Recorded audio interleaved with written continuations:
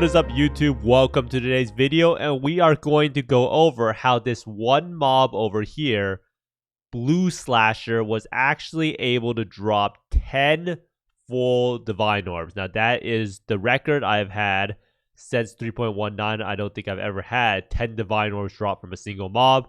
So we're going to go over exactly how that happens. Now I have been playing a little bit of group play, and the main reason behind that is that a lot of the maps, if you fully invest into, like you use Winged Scarabs, you use Elevated Sextants, and as you can see right here, this Enraged Strongbox 600% Sextant actually costs over 6 Divines. And if you actually fully invest into your maps right now, you will probably be losing some money.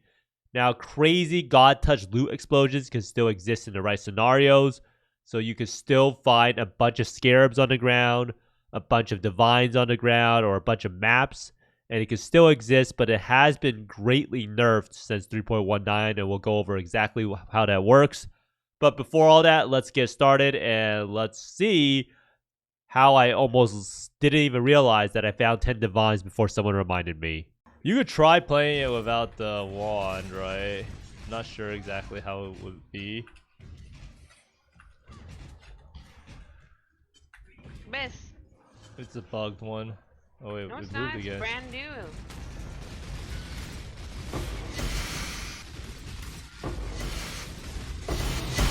Wow! And you said it was bugged. I mean, you dropped one Divine Orb or whatever the God well, touches. it looks cool. Wait, 10 Divines? Wait, what? Wait, how did it drop 10 Divines? Huh? Wait a moment. It did, right? Yeah, it actually dropped 10 Divines. What the fuck?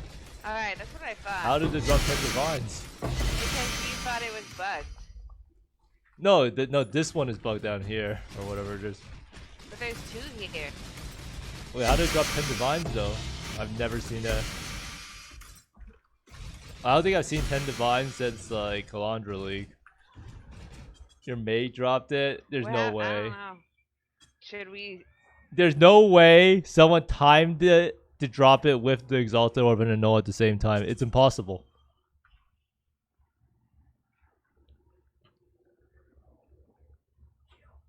Wait, they all dropped at the same time. How are you gonna say that?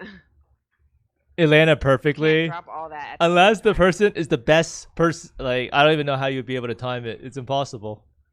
So as you can see from that clip, I might not even have hit that abyss if Diana didn't say that there was an abyss that was moving. I would have probably left it on the ground just like the Mage Blood, right?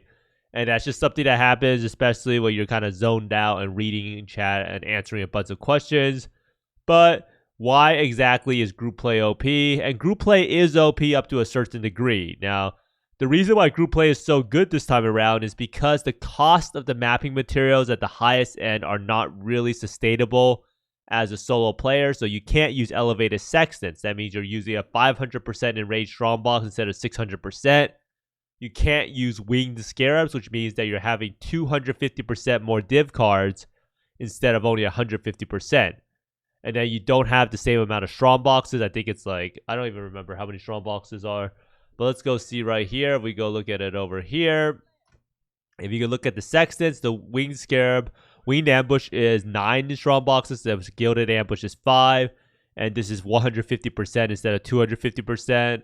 And it's the same thing for the Reliquary Scarab. So you can see right away that Winged Scarabs and Winged Scarabs make a huge difference. Now, group play adds an additional currency items, increased item quantity, and increased item rarity multiplier. So this gets multiplied by your personal item quantity and rarity, and then it gets multiplied by the map quantity and rarity. So having this additional multiplier means that you're going to be getting a lot more loot.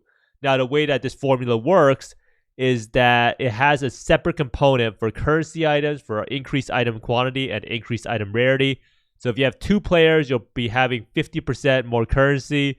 And then if you have 2 players for all like items, like div cards or something that increase item quantity, is 27% more item quantity. and item rarity is 17% more.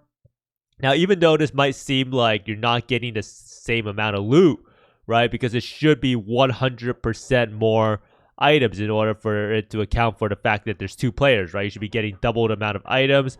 However, since it is a multiplier and it also allows you to use like winged scarabs and elevated sextants, it increases a bunch of these multipliers. And not to mention, you can run a lot more item quantity and rarity on your gear because you can rely on the Aura Bot, you can rely on the Mana Guardian and Curse Bot for all of your survivability and damage issues. So if you increase a bunch of these multipliers up, even though it's only 27% more, you'll get this astronomical exponential scaling, so you actually find drastically more loot per person in a group play when compared to someone solo. And as I said before, the difference between winged and gilded scarabs is huge. Now, there is a decent amount of diminishing returns for each additional player, so you kind of have to find the right balance. So if you start off, you have 50% more or 27% more items. The third player is 51%, so the difference is 24% for that additional player. And then it's 22% extra, and then 20%, and then it's all the way down to 19%. So each additional player gives a little bit less increased item quantity and rarity per the last player. Now, another thing to keep in mind is that if you have a full party and someone dies or you die as the carry, then the map is kind of bricked. So you kind of have to find the right balance. And then having like 6 players is usually harder to find them all online at the same time. I think the perfect balance is probably having like 3 or 4 players. You have a Curse Bot, you have a Mana Guardian, you have an Aura Bot, and you have the carry. So overall, I do think that group play is in an okay state. It's not like as crazy, broken, overpowered as some people say, but it's mainly really great because you can afford to fully juice your maps and you can afford to put on a bunch of item quantity and rarity gear.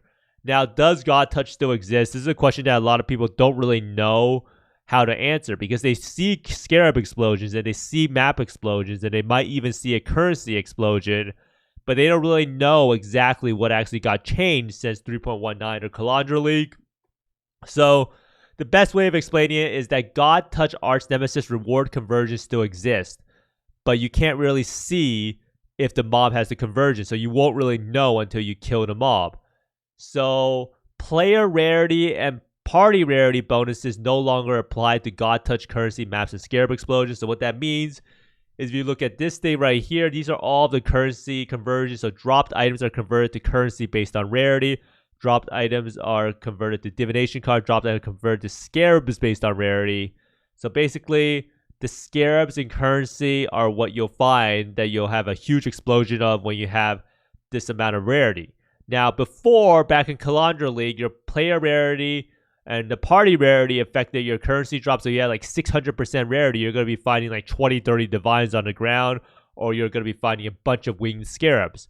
However, this time around, your player rarity and party rarity is not going to matter. However, the reliquary scarab is still going to matter, and so is the map rarity and quantity. So that's why 8 mod maps you'll see so often that you'll get a lot better scarab explosions or currency explosions. Now, quantity still matters for God Touch explosions. So if you have a character with some sort of magic find and like 60-70% quant, on average, your currency or God Touch scarab explosions should be better. Now, the rewards can still get scaled by the inherent quantity and rarity of a mob. So in my case, for this little clip, you'll see that the mob is Shikari Touch. So we go all the way back to the start. You'll see this mob is Shikari Touch. So this mob by itself has a very high base item quantity and rarity. So that's why we were able to get so much currency out of it, because the mob already had so much rarity attached to it. So we don't even need any rarity from the map. And also we had that bit of, the map was also had a lot of altars. It was like a 300% rarity map or something like that. So the map also by itself had an inherently high quantity and rarity. An inherently high quantity and rarity on the mob makes it so that we have this huge explosion with the God Touch. Now the funny thing is that for that map, I didn't even have any currency duplication altars. So theoretically, you could probably still get like 20 divines from the mob if you had hit all the right altars. and you get this God touch within a God touch perfect storm scenario. So this is definitely something that comes about if you play the game a lot and you finally run into one of these lottery moments that actually can still exist. Now, a lot of people also ask me, should I play in a group? Will it make me more currency? And I do think that one of the best things you can do if you have like an Orobot friend or something like that is you can try to recruit people to leech your maps. Now, what this means is that there's a common strategy. You can find it in the global channel, or you can find it on TFT or whatever third-party Discord, is that you can fill your group with leechers. And these leechers get a lot of XP because the maps are relatively juiced. Abyss gives a lot of XP. Legion, there's a lot of mobs. And what these leechers do is they grant you this multiplicative quantity, rarity, and currency bonus to scale your loot. However, they don't loot anything, and you have to make sure they do not trigger any league mechanics. Now, this is kind of a annoying issue sometimes, especially if you're doing a map where you have to run to the boss, and then you have to clear the map without triggering any league mechanics or opening any strong boxes. And it's mainly like Abyss that a lot of people just don't look where they're stepping and they step over it. So sometimes you might make a map a little bit worse because they mess it up, or they die, or they actually trigger all these abysses or open a strong box on accident. However, you still get a lot more loot because that loot just wouldn't exist if the person wasn't even there. So even if they steal like a brother's gift or they steal an apothecary, in the long run, you should still be making money because there's just that much more loot dropping. And a lot of people, if you go on TFT, you can still report them somehow, right? So there's probably some semblance of trust. However, you can never really fully trust someone. You never know when that Mage Blood drops or that Headhunter or, God forbid, a Mirror of Calandra drops, if that Leecher is going to take it or not.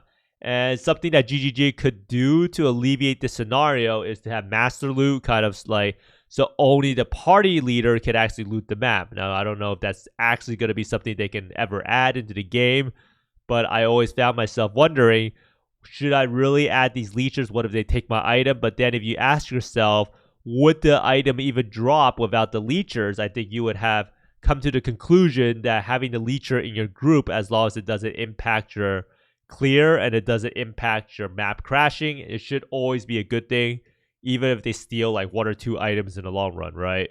So it's not too big of a deal. Now, overall, I think in group play, if you really want to do group play with someone else, you should make sure that your Orobot is the most geared. The Orobot is the glue of the group. It provides all the damage. It provides all the survivability. So just make sure you gear out the Orobot instead of yourself. And for yourself, make sure to stack as much quantity and rarity on your gear as possible. If you look at my character right now, I'm playing a Pathfinder, and my Ascendancy is literally just 30% Flask Effect nodes, so I can have as much quantity and rarity as possible. So with the setup currently I'm running, you will see that I have 108% and like 500% rarity, because that's really all I care about. Now, if you're playing solo, do not use winged scarabs in elevated sections. I think it is way too expensive for solo players to make a profit without getting extremely lucky. And there's something else I wanted to bring up, is that minimum juice mapping seems to be making a comeback, where you try to invest as little as possible into your map and use like rusted scarabs and stuff like that, and you just rely on the Searing Exarch altars with the awakened sextants to really make up a lot of your money. And you'll see right here, there's a little bit of a push and pull depending on the strategy. So when the Strongbox and Rage gets too expensive, people ditch it and they do the daily rewards fill faster. And it's literally just economy, right? Something gets more expensive, people will flock to the next strategy that will be cheaper, and they'll try to provide more of the inputs that's causing the strategy to be super, super expensive. But thanks for watching, everyone. Let me know down in the comments below if you ever had a leecher steal an item for you, or if you ever stole an item as a leecher. Both sides, I would love to know. But thanks for watching, everyone. I hope you find more Mirrors, Divines, and Mage Bloods than me. You're probably not going to find more Divines than me, but we'll see. But thanks for watching, and see you next time. Bye!